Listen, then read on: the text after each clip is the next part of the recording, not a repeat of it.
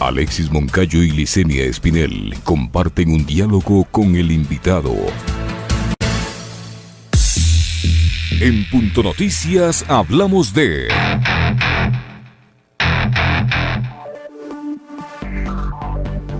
Una serie de acciones políticas, judiciales y de protestas se anuncian desde la Asamblea Nacional y de los gremios de profesionales y trabajadores de la salud por el reglamento a la ley humanitaria emitido por el gobierno el pasado 29 de septiembre.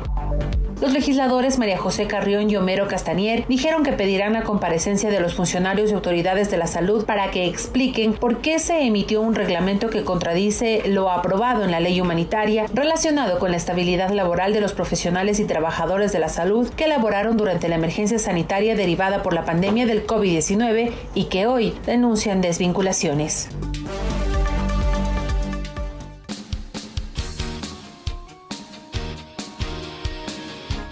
8 de la mañana con 33 minutos, 8 con 33 minutos. Avanzamos con más entrevistas en Punto Noticias, primera emisión a través de Pichincha Universal. Recibimos vía telemática al legislador de CREO, Homero Castañer. Legislador Castañer, buenos días, bienvenido. Les saludamos Licenia Espinel y Alexis Moncayo.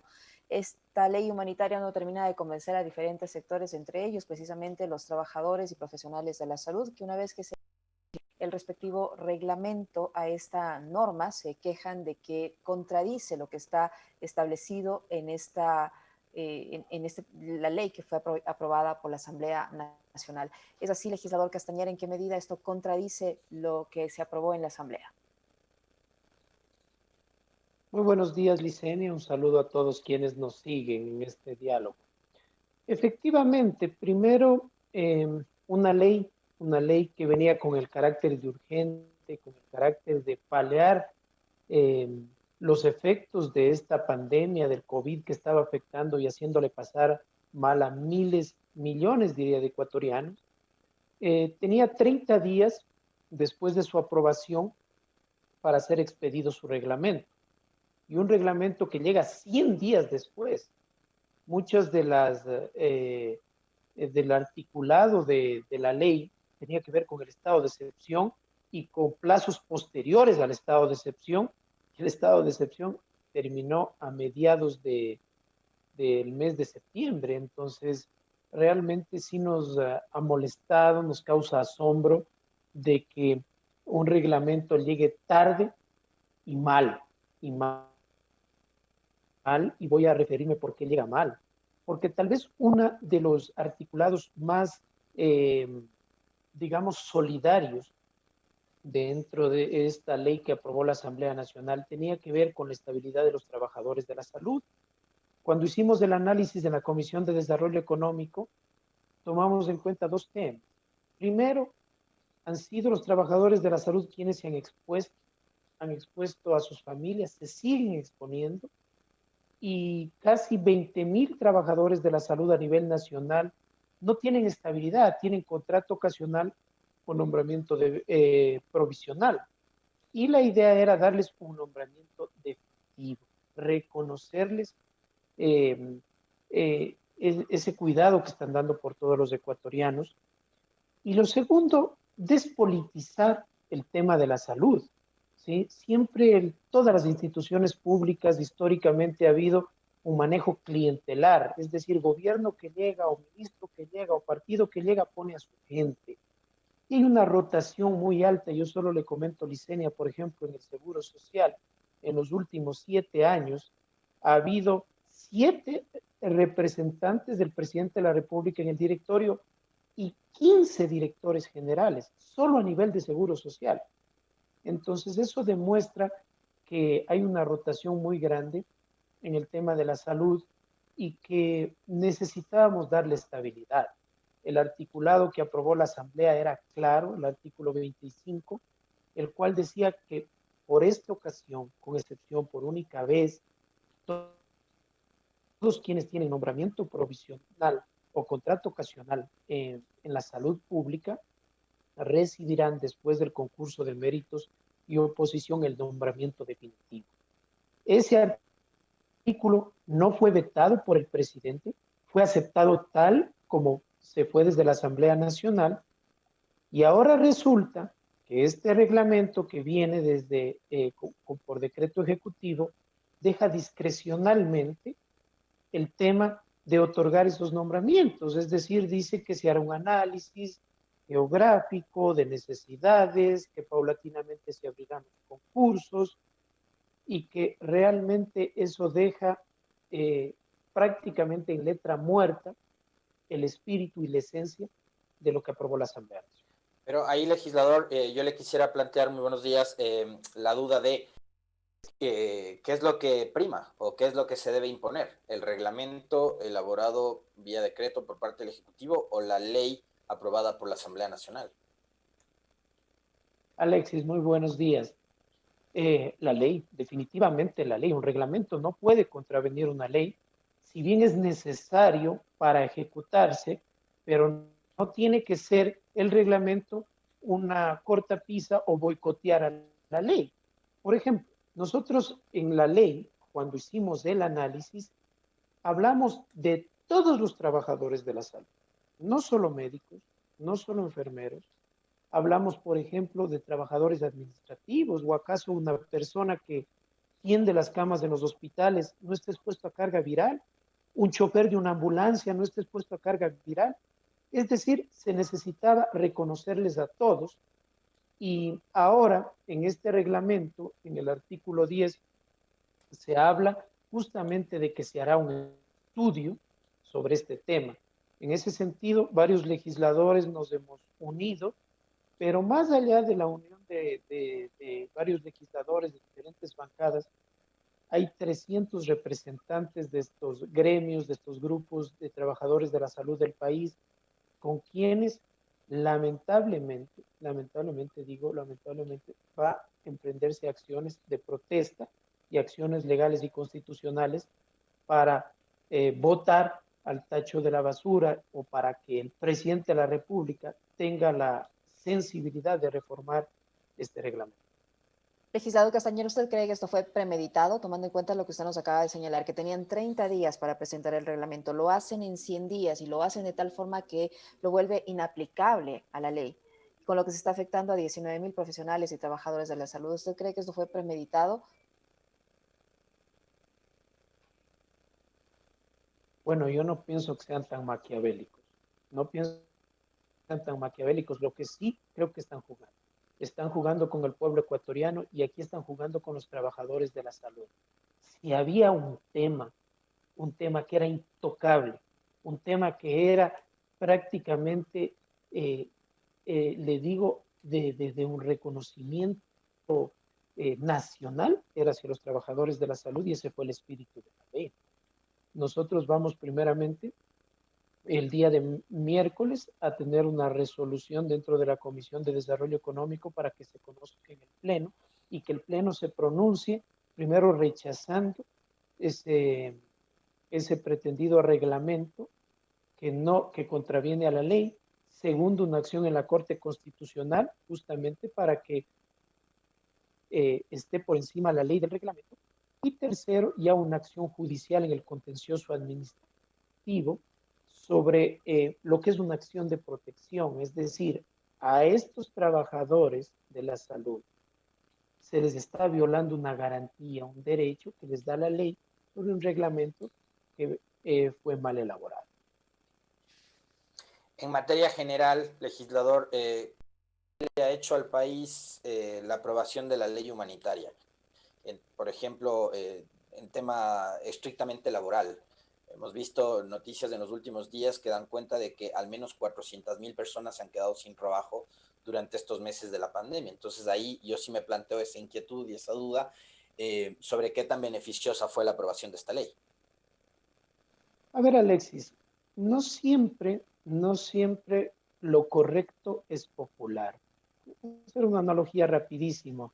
Si mi hijo me viene y me dice, papi, tengo una fiesta de fin de semana, a lo mejor lo popular es decir, toma el carro, llega a la hora que quieras y no tener absoluto control sobre lo que él hace. Tal vez lo correcto es decir, estás aquí a medianoche y por favor, sin una gota de licor. Y le digo esto porque a lo mejor hubo una tergiversación y las percepciones sobre lo que aprobó la Asamblea Nacional han sido las incorrectas. Le comento, le comento que se proyectaba casi 500.000 de despidos este año. Desde que se aprobó la ley humanitaria, desde que se aprobó, venían 200.000 despedidos, ¿sí? Aprovechándose, diría yo, de este tema de caso fortuito, de caso de emergencia, muchas empresas, muchos negocios, te fuiste, asistes 15, 12 años de trabajo con 800, con $1,000, aprovechándose desde que se aprobó, y esto ya es un dato real del Ministerio de Trabajo que estuvo la semana anterior, ha habido solo 25.000 casos similares. Es decir, la ley humanitaria frenó esos abusos porque nosotros interpretamos que el caso fortuito, la fuerza mayor tiene que estar atado al cierre completo del negocio. Y eso es importante. Eso es importante porque no permite esos abusos de mucha gente que mandaba a la calle. Y también, le digo, esto es retroactivo porque la interpretación hace de que quienes han sido vulnerados sus derechos, los trabajadores, puedan demandar a lo mejor a gente que se aprovechó de esta situación para terminar su relación laboral. Al final del día, Alexis, yo considero que ha sido positivo. No hay un solo ecuatoriano que le han cortado la luz, que le han cortado el agua, que le han cortado el internet, que le han cortado el teléfono. No hay un solo ecuatoriano que haya sido detenido por no haber matriculado su vehículo. El tema de que no hay un solo ecuatoriano a quien se le ha demandado por estafa o por insolvencia, por deber un crédito bancario o en cualquier institución financiera. Se le ha regularizado a 12.000 maestros su situación. Lamentablemente, en lo que estamos cojeando y no vamos a dejar es este tema de los trabajadores de la salud que nos duele, porque muchos se ilusionaron, eran de los pocos que salían y decían ley humanitaria, ya ley humanitaria, ellos y los posgradistas, y lamento que se les quiera discrecionalmente hacer beneficiarios de la ley. ¿Un otro aspecto de este reglamento en el que ustedes hayan encontrado una distorsión en cuanto a la ley como tal, por un lado? Y les recuerdo que esta ley humanitaria también ha dejado a muchas personas, si bien no les ha quitado el empleo, les ha dejado con una reducción importante en su sueldo, con una supuesta reducción de la jornada laboral que en la práctica no se cumple. Es decir, muchos ecuatorianos están ganando menos y trabajando las mismas 8 horas o tal vez más de esas 8 horas. Bueno, eso es ilegal. Eso es ilegal. Les recuerdo a todos los ecuatorianos que el espíritu de la ley en estos acuerdos laborales era voluntario, era de acuerdo entre las partes y era con supervisión del Ministerio de Trabajo.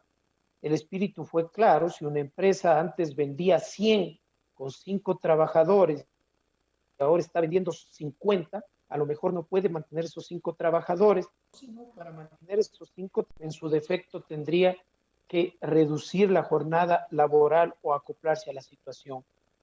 Lamento que haya abusos, puede haber abusos, pero la ley está ahí, la ley es clarísima. Incluso, por ejemplo, a quienes rebajan las jornadas laborales, a quienes rebajan los sueldos, no pueden repartirse utilidades, no pueden hacer nuevas inversiones y tienen que demostrar la rebaja en sus ingresos, en su producción. Existe otro tema también que es importante, pero son temas más de forma: el tema de las pensiones educativas, el tema de acogerse al desahucio en casos de inquilinato, que está en el reglamento, pero son temas de forma que tienen que ser analizados por quienes quieren ser beneficiarios. Por ejemplo, para quienes quieren acogerse al 25% de rebajas en pensiones en instituciones educativas particulares, tienen que demostrar un acta de finiquito que ha perdido el trabajo, la rebaja de los impuestos en declaraciones del IVA, o en su caso el tema de que su padre, el representante legal, en caso de una universidad, le financie y haya perdido su empleo para acogerse al 25%, ¿no? Eso es una aclaración que está dentro del reglamento. Asambleísta, ¿qué es lo que tiene que hacer el gobierno ahora en este último tramo? Es decir, hemos ido en un proceso de descalabro de la economía provocada por la pandemia, por lo que ha generado estos meses de encierro, de cuarentena, pero también acompañada de malas decisiones de parte del gobierno nacional. Ayer anunciaba el presidente un desembolso de 2.000 millones, de un total de créditos de 7.000. Este gobierno hemos visto que se ha endeudado por encima de lo que permite la Constitución, a diferencia de lo que nos dijeron al inicio de este periodo gubernamental, de que ya estábamos sobreendeudados. Resulta que recién ahora lo estamos, pero tenemos un proceso de sobreendeudamiento sin una sola obra. Es decir, ustedes no sé si se han planteado la posibilidad de exigirle mayores respuestas a Richard Martínez y al propio presidente Moreno de a dónde se han ido tantos recursos económicos sin ver una carretera, sin ver un puente, sin ver un nuevo hospital. Bueno, este gobierno yo no aspiro absolutamente nada. Sí, es un gobierno que está de salida, un gobierno que responsablemente a los 4 meses de haber llegado dijo, uy, la mesa no ha estado servida. Cuando uno asume una candidatura o se presenta a un cargo de elección popular, tiene que saber clarito cuál es el diagnóstico de lo que asume y cuáles son las soluciones que plantea, ¿no? Porque no es de llegar a quejarse y de decir así han estado las cosas, me han metido, ¿no? 5 leyes económicas urgentes en 3 años que no han solucionado el problema de los ecuatorianos. He tenido recientemente un acercamiento con varios ministros, hablo puntualmente el ministro de Trabajo, ministro Martínez, el viceministro de Martínez, Fabián Carrillo, por el tema de los jubilados. Estamos queriendo firmar un documento tal vez en las próximas horas o en los próximos días para este último trimestre y el primer semestre del próximo año. Espero yo que esa inyección de recursos que viene sea una inyección de recursos que sirva de tanque de oxígeno a muchos sectores, es decir, a los gobiernos autónomos se les debe casi 1.000 millones, a proveedores, a los jubilados se les debe casi 500 millones, y lo importante sería que por lo menos si no hay las obras, pero se pongan al día, porque eso puede ser un tema de mover la economía, de darles el dinero, esos recursos al país. Repito, yo ya no aspiro absolutamente nada, para mí están de salida, lo único que aspiro es que terminen hasta el 21, perdón, hasta el 24 de mayo del 2021 su mandato, por lo menos en tranquilidad y paz. En otro tema, asambleísta Castañer, en el tema de la fiscalización, la Comisión de Fiscalización de la Asamblea decidió que el juicio político en contra del presidente del Consejo de Participación, Cristian Cruz, pase al Pleno de la Asamblea Nacional. Usted ya ha podido seguir, igual que todos, creo yo, de cerca todos los argumentos que ha expuesto el asambleísta que lo interpela, los sectores que se han pronunciado en contra de este funcionario y también los del mismo presidente del Consejo de Participación. ¿Qué cree que va a pasar al interior del Pleno de la Asamblea Nacional respecto a este caso? ¿Está la suerte echada del presidente del Consejo de Participación? Bueno, mire, lamento que este tema de juicios políticos en este periodo legislativo que ha sido muy, muy intenso, ¿no? 16 juicios políticos en estos 3 años. Está el juicio a Cristian Cruz, está el juicio a María Paula Romo, están 5 juicios contra Richard Martínez. Ahora la Comisión de Fiscalización recomienda juicios políticos contra Catalina Andramuño y contra el ministro Ceballos, es decir, una intensidad muy grande. Que más que nada lo que a mí me preocupa sobre estos juicios políticos es la eficacia, la efectividad de los mismos. A veces llegan muchos de ellos tarde, a veces llegan solo por coyunturas políticas, por conveniencia. Yo he sido muy cuidadoso en mis pronunciamientos, fui 2 años miembro de la Comisión de Fiscalización. Cuando oigo las pruebas de cargo, también me gusta escuchar las pruebas de descargo y tomar una decisión. En mi criterio personal, no es criterio del bloque. Todavía nosotros como bloque no hemos tomado una decisión como bloque de Creo. En mi criterio personal, sí existen cosas, por lo menos, por decirlas, misteriosas en el tema de la adquisición del carnet, de cómo se usó para el concurso, de un funcionario que a todas luces le vemos que no tiene una discapacidad marcada peor del 80%, y en ese sentido sí se debería sentar un precedente, porque hay algo grave. Según las pruebas de cargo, él se aprovechó de esa situación para los concursos de funciones públicas. Hace un momento usted decía, refiriéndonos al tema del asambleísta Castañer, yo no espero ya nada de Lenín Moreno, de su equipo, sino que en mayo del 2021 se vayan y demos paso a un nuevo gobierno elegido democráticamente en las urnas. Creo que esa es la aspiración de la mayoría de ecuatorianos, pero usted como legislador debería estar a la espera también de que se vayan, pero rindiendo cuentas. Es decir, qué pasaría con, o qué debería pasar con el famoso reparto de los hospitales, las cuotas políticas entregadas en el SECOV, las cuotas políticas en la Agencia Nacional de Tránsito, lo que a todas luces es también corrupción. Y claro, estas deudas que nos ha dejado Richard Martínez, que nos ha hecho ver con dolor cómo se han repetido escenas que no las veíamos desde inicios del nuevo siglo, ¿no? Jubilados manifestándose en huelgas de hambre en los exteriores de la Asamblea Nacional por más de 15 días. Tienen que rendir cuentas de estos funcionarios. Absolutamente, absolutamente. Es más, la Constitución, usted sabe, Alexis, les da un año después de que se retiren de rendir cuentas, no solo a la Asamblea Nacional, hay temas que para mí son temas penales. La Asamblea Nacional poco o nada puede hacer, más aún cuando hay muchos legisladores que han manchado a la Asamblea Nacional, que han sido una vergüenza, que en vez de ir a representar con altura, con dignidad a sus mandantes, han estado andando pillerías, es lo que usted menciona, el reparto, la troncha, el qué me das para darme un voto, el qué me das para apoyarte o para no fiscalizarte.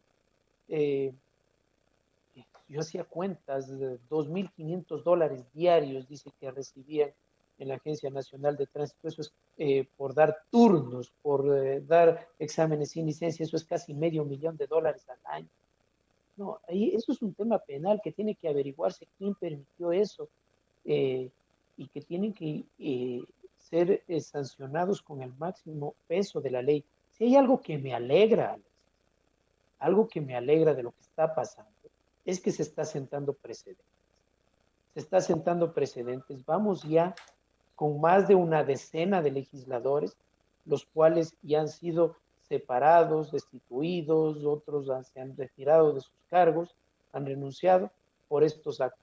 Y eso va a sentarse un precedente para que por lo menos en los próximos periodos legislativos, si un legislador se le ocurre ir a pedir un voto, un cargo, una cuota política, un cargo, un contrato a cambio de un voto, ahí los ministros del próximo gobierno tienen que cogerle y exponerle inmediatamente. No puede darse eso, la Asamblea tiene que llegar a ser quizás de algún momento el espejo de lo que es la sociedad ecuatoriana, el ejemplo de lo que debería ser. Nosotros tenemos doble obligación, no solo la obligación como ciudadanos de respetar la ley, sino una obligación moral porque hacemos las leyes y porque somos figuras públicas, que no podemos darnos el lujo de violentar los cuerpos legales. Y definitivamente, si es que en mi caso personal estaré en el pueblo de la provincia del Cañar, de mi provincia, me permite mantenerme en la Asamblea, yo estoy candidato a la reelección, bueno, será una de nuestras labores fiscalizar lo que está dejando esta estela de temas conflictivos, polémicos de este gobierno que ya está de salida. Legislador Castañer, sin embargo, también hay asambleístas que han sido mencionados más de una vez por los que ahora están siendo procesados y que siguen en funciones y que, respetando obviamente el debido proceso y la presunción de inocencia, deberían explicar y demostrar que no es así, que no es como quienes están procesados ahora lo dicen. Hay varios legisladores que incluso forman parte de la Comisión de Fiscalización, otros que no, pero que están todavía en funciones y que han sido mencionados más de una vez por el señor Daniel Mendoza y el mismo señor Azuero. Así es, y yo he dicho públicamente, si es que tienen rabo de paja o tienen este conflicto de intereses, ahórrenos del trabajo y renuncien. Lamentablemente no se puede hacer una comisión y en combo destituirles, se tiene que hacer un análisis uno por uno. Yo he presentado algunas reformas a la Ley Orgánica de la Función Legislativa en ese tema y muchos vacíos en ese análisis de fiscalización de la Asamblea Nacional, por poner una exageración, si es que un asambleísta comete un ilícito flagrante, no puede ser destituido, no puede ser destituido. Vea lo que ha pasado con estos colegas asambleístas que se fueron a México. Si es que ellos regresaran, pueden sentarse nuevamente en sus curules. No hay la figura del abandono del cargo, a diferencia, por ejemplo, de un alcalde, de un prefecto, que se va 3 meses, o del mismo ex vicepresidente Glass, que fue abandonando su cargo, digamos que se le destituyó por abandono del cargo. Si un alcalde, si un prefecto se va 3 meses, igual puede ser destituido. Aquí, en este caso, hay esos vacíos en el tema de hacer el análisis para separar a legisladores que no cumplen su trabajo o han infringido la ley, ¿no? Hay casi una decena de legisladores que están siendo investigados ya por temas muy, muy graves, muy, muy graves. Nosotros tenemos esa información y actuaremos sin temor y favor absolutamente a nadie. Si es que ya en la Fiscalía, la Justicia determina que hay una sentencia o se les pide levantar la inmunidad, nuestros votos, incluso para una legisladora de nuestro bloque que en su momento fue investigada, fue a favor de que se le investigue, ¿no? Entonces, ya debe ser el actuar de todos los legisladores y no blindarnos, porque ahí se da una idea de espíritu de cuerpo y por eso la Asamblea Nacional está tan venida. Punto Noticias, para mentes críticas y libres.